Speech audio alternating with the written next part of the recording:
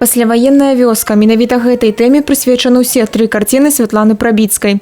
Яны не проста яе тварэнні, яны яе своеасаблівыя ўспаміны. Когда был дедушка, он ветеран войны, мы все уезжали в деревню на 9 мая.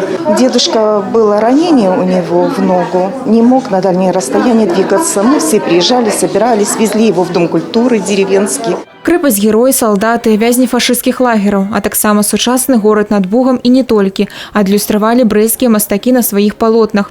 Усяго тут 25 жывапісных работ і 1 выраб ручной працы. Здесь представлены картины и о мирной жизни, и о военных моментах, потому что День Великой Победы – это не только праздник, это еще и день скорби. Эта выставка посвящена павшим воинам, которые не пожалели своей жизни и сделали все, чтобы сегодня в Беларуси было мирное небо. Это наша благодарность, наше уважение и наши низкие поклоны этим великим людям. Усе жадаючыя могуць наведаць выставу до 14 чэрвеня.